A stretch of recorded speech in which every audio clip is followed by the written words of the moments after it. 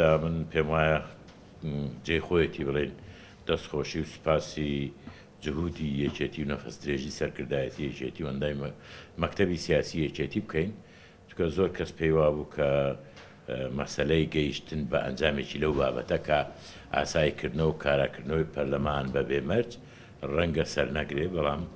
نەتیجە سەری کرد ئەوە بوو کە یەکێت نیشتیمانی دەی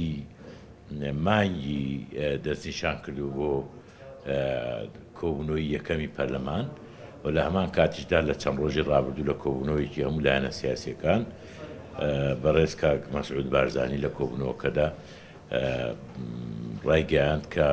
ئەوانیش لەسەر کاراکردنەوەی پەرلەمان و ئاساییکردنەوەی پەرلەمان لە خلالی دوو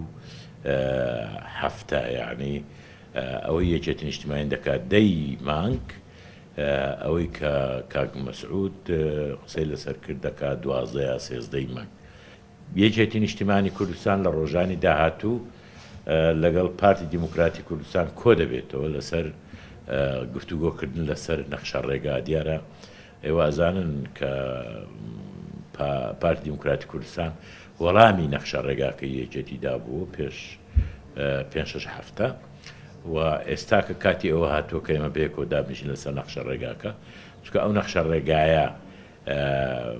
بەرچاوی یەکێتی ڕوون دەکاتەوە لە مەسەلەی پێکەوە ئیشکردن لەگەڵ پارتی و حکومڕانی بەیەکەوە. مەکتەبی سیاسی یەکێتی نیشتیمانی کوردستان ئاگاداری حکوومەتی هەرێمی کوردستان دەکاتەوە هەوڵدا لە ڕێگای دەستگا ڕسمیەکانی حکوومەت ڕێو شوێنێک دابنێن بۆ پێشنیارەکانی خۆی پێشکەش دەکات کە چۆن بتوانین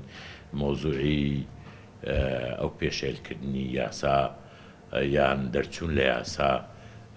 ڕاست بکرێتەوە و ئەمنی هاوڵاتی پارێزراو بێ سەرۆت و سامان و سەری هاوڵاتی پارێزراو بێ. لە کۆبوونەوەکەی ڕابردووی پێکەوە